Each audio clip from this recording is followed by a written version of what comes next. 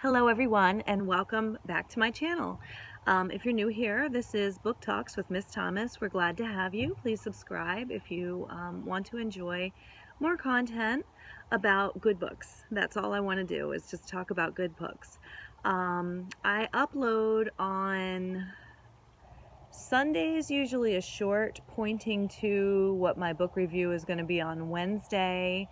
And then sometimes on Fridays I upload random just things related to books that I like to talk about.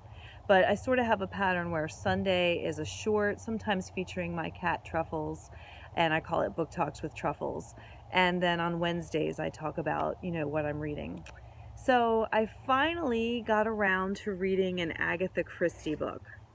And Then There Were None by Agatha Christie. In the spirit of fall and just the crisp, cool air, I felt like a cozy, kind of creepy book. And I've never read an Agatha Christie before. It's something that's been on my bucket list. I've been meaning to read an Agatha Christie really for years. And so I finally got around to it. And as I was reading And Then There Were None by Agatha Christie, I was thinking, gosh, this sounds familiar. This is really similar to a different book that I read, a recent bestseller. So I would like to present the, argument that I submit to you that Agatha Christie's And Then There Were None is somehow at least a seed in the current bestseller, The Guest List by Lucy Foley. So, of course, it's, its own book. I'm certainly not trying to say there's plagiarism or anything like that. I'm just saying that as I read Agatha Christie, I was like, awfully similar concept in The Guest List by Lucy Foley.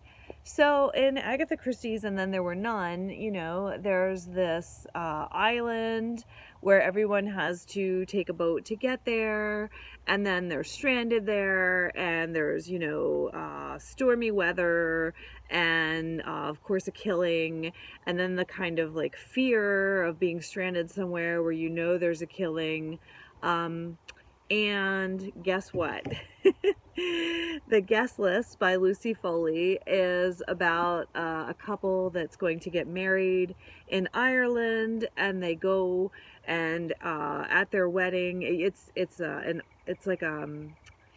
Ireland, but it's an island. I know that a remote island off the coast of Ireland.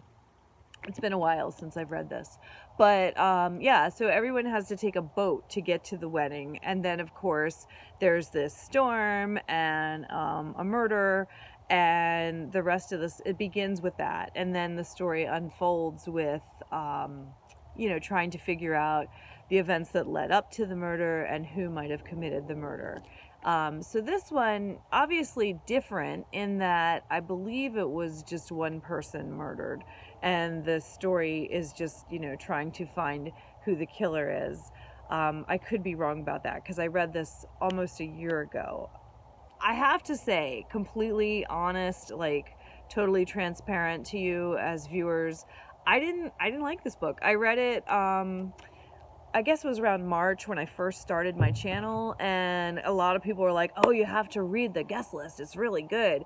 And so I read it really excited to have something new and exciting and a bestseller to promote on my channel, and I was really disappointed. So that's not to say it's a bad book, okay, because a lot of people really liked it. It just wasn't for me, and I didn't want to recommend it. And the biggest reason that I didn't want to recommend it is because I just really hated the characters. I mean, I didn't like any of them. A lot of them were just very shallow. Some of them were downright mean. And I don't know, I have to like the character. I have to buy into the character. If you've watched my channel before, I really like character development, and I need to like the character. I need to, really care about what happens to the character.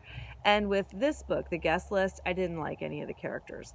However, this book was really good on atmosphere. I still, even though it's been, I think it was March. I think I started my channel around March.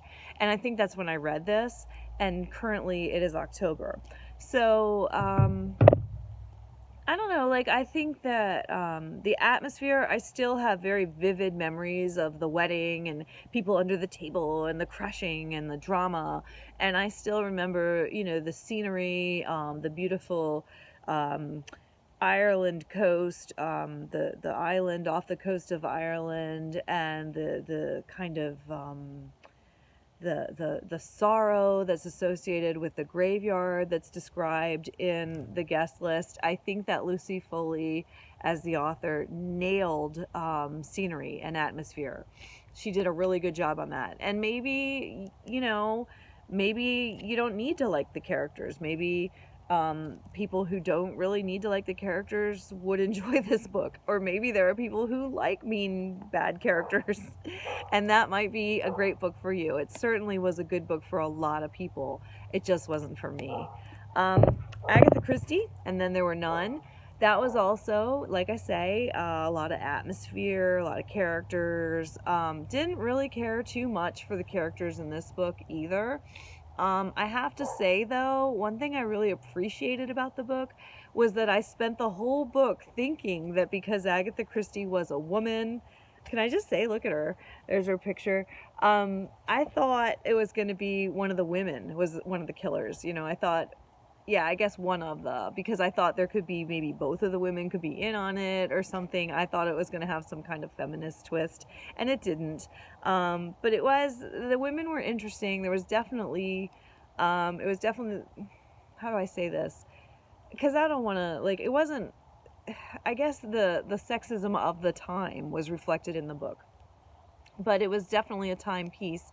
The thing I liked most about the Agatha Christie book was the use of language and the diction and the way she worded things, and I just loved the language. There were sentences that I could read and reread and even laugh out loud. And I don't know, I thought of found poetry. I don't know if anybody knows about found poetry. My students would. But the idea is that you take just various lines from a text and you slap them together randomly to make your own creative work. In this case, you would call it a found poem. And I was thinking, I was creating this found poem in my head as I was reading this, because I was thinking, the words have evolved and they, I don't know, they just take on a life of their own. And I really liked that about the Agatha Christie book. The thing I didn't like about the Agatha Christie book, and I have heard this said before, that, there's this really, like, tangled up mystery, and then in the very end, there's this explanation. And I don't know, I'm not sure how I feel about that. I like to figure it out myself. I don't want to read the whole book and then have somebody, like, in the epilogue tell me what I just read.